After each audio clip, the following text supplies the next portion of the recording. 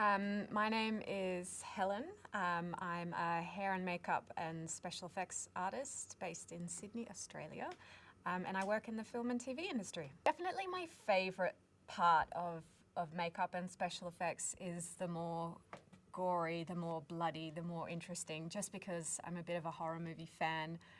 So that's always really fun for me. I didn't think when I started doing makeup, I didn't think that I would really enjoy doing the beauty makeup and the hair and all of that kind of thing, but I do actually really like it. And most of the time with my kind of work, I need to do everything. So if I'm on a team or I'm in charge of a project, it's across hair, makeup and special effects. So if I can't do all of it, then I can't do any of it pretty much in this industry. So yeah, unlike in the US where you sort of, you're one of those things, like hair is a different department to makeup and prosthetics is a different department to both. In Australia we have a much smaller industry, so you have to be a bit of an all-rounder and be able to do everything. So I enjoy it all. I definitely view horror movies differently now that I'm working in the film industry. I used to watch them all the time as a kid.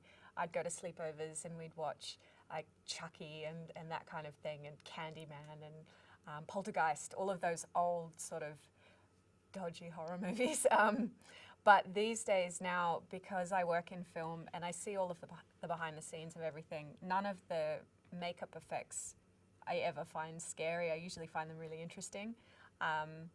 So things like I mentioned before, when I saw The Revenant in the cinema, which was an amazing film, but also had really spectacular prosthetic makeup in it. That was amazing to actually watch, but I didn't have the same reaction as the other people in the cinema who were gasping at the bear scene. I was sort of going, yes, come on, rip his flesh off, it's great. Yeah, so it's definitely, they don't scare me anymore, horror movies, which is possibly a bit disappointing, but I still really enjoy them, especially from the perspective of someone who works in the industry.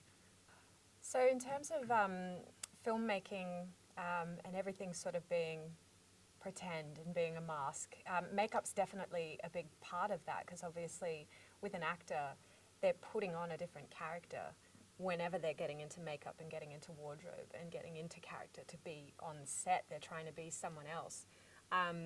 I find that process really interesting, especially being so close to the actor. I can sort of watch them as they sit in my chair, especially if we're doing a long makeup that goes over 4 hours or something. They sort of start to change into this other person. I find it really fascinating. But it's also something that I have to do a little bit, because I have to sort of mirror their behaviour and the way that they are speaking to me and reacting to me when they're in my chair, because I don't want to disrupt that process.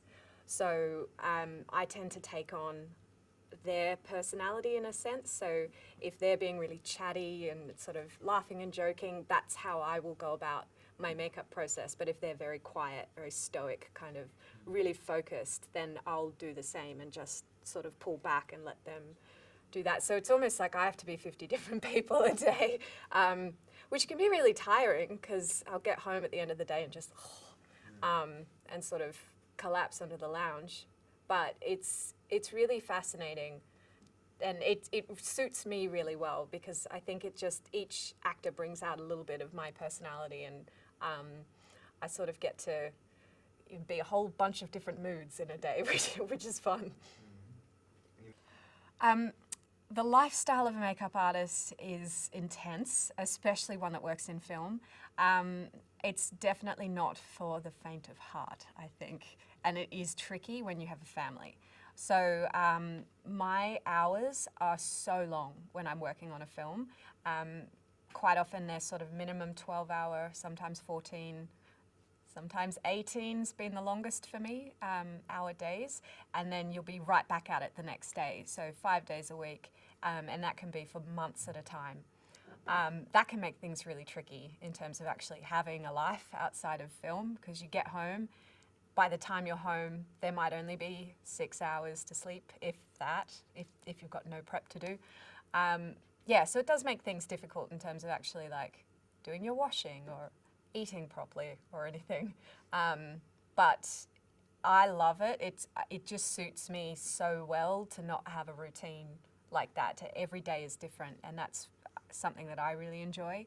And also because work is very up and down, I might be working like a mad person for months, but then I might have a month where I'm sitting at home twiddling my thumbs, catching up on Netflix shows. So I sort of do get that recovery time in between the insanity. So it's very up and down, and it's not for everyone, but it's definitely for me.